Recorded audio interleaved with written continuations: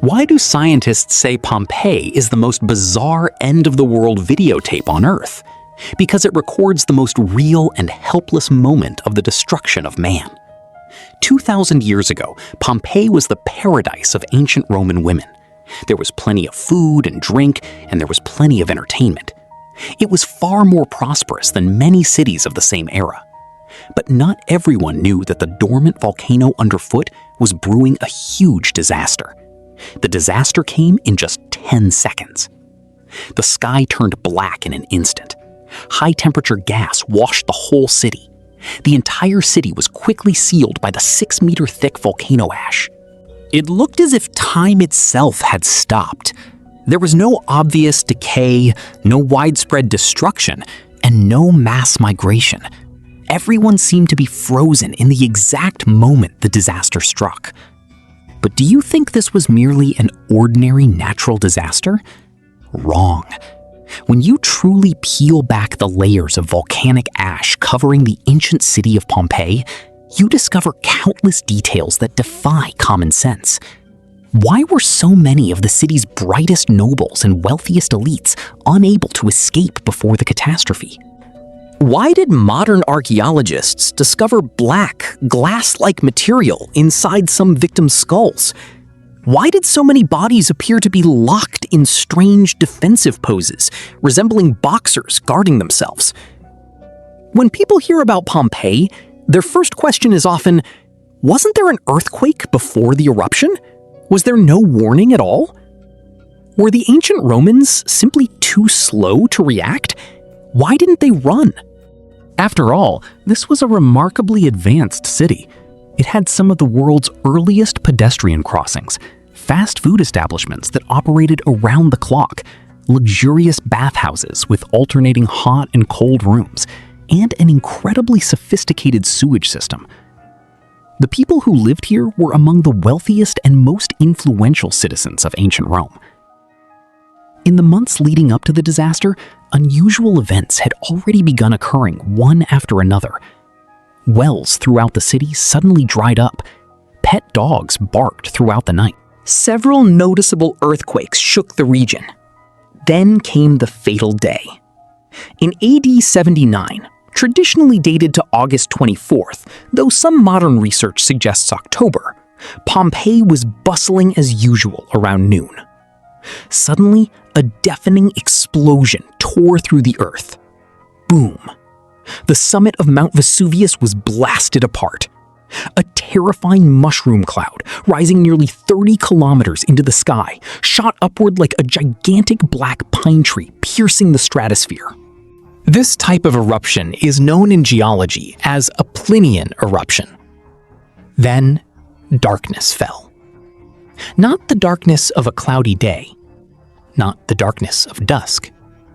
It was a suffocating blackness, so complete that people could not see their own hands in front of their faces. Moments later, something began falling from the sky.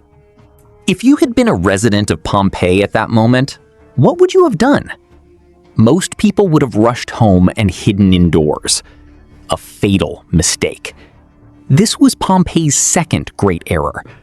Those seemingly lightweight volcanic stones were actually pieces of magma that had cooled rapidly into porous rock. One stone might not kill a person, but what happens when billions of tons of them fall from the sky? Within just a few hours, the streets of Pompeii were buried beneath pumice deposits, reaching more than 2.5 meters deep. Those hiding inside their homes suddenly realized something terrifying. Their doors would no longer open. Their windows had been completely sealed shut. Yet this was merely the appetizer. The true force that erased Pompeii from the map was still to come. When most people imagine volcanic destruction, they picture rivers of glowing red lava, slowly consuming everything in their path. Wrong again. Lava was not the real killer. If lava had been the threat, many residents would have had enough time to escape. The true destroyer of Pompeii was an invisible force, one that cannot be seen or touched, yet can rob people of life almost instantly. a pyroclastic flow. In geology, few terms are more terrifying. When an eruption becomes powerful enough, the enormous eruption column eventually loses its upward momentum. The towering cloud of superheated gas, volcanic ash, and rock fragments collapses under its own weight.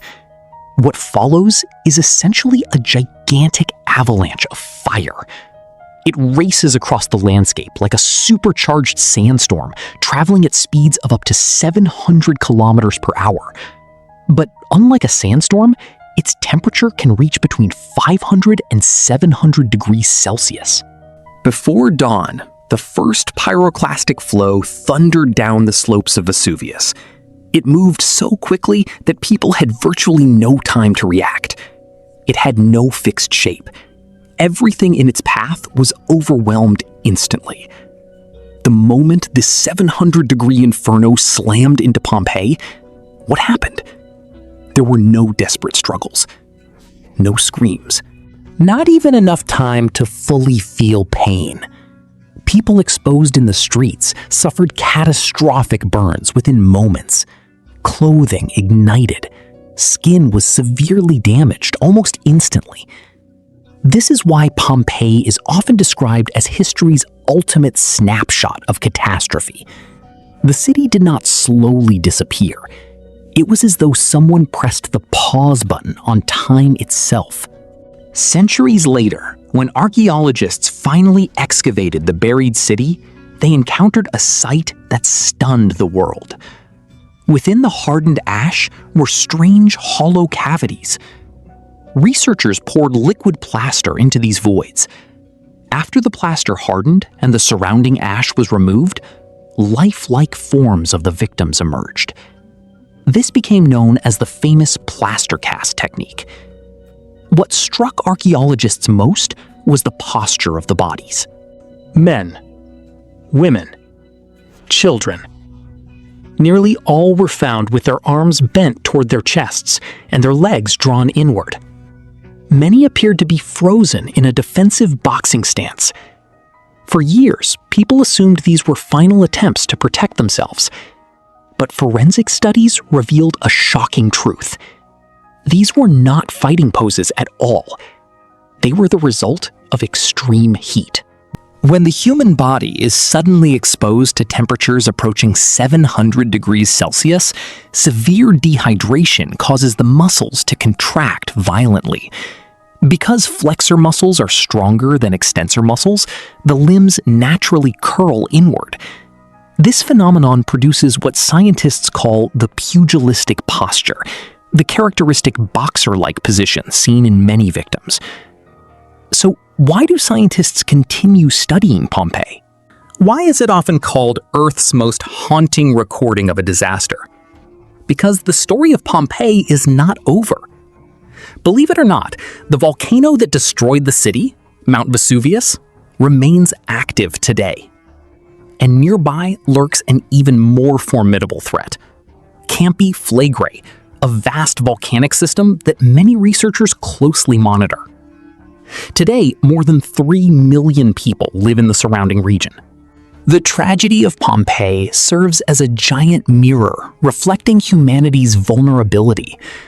More than 2,000 years ago, the disaster shattered the illusion that humans can fully control nature. Its silent message still echoes across the centuries. The planet beneath our feet has never been a tame and gentle creature. It is a living world of immense power, and sometimes it reminds us just how small we really are.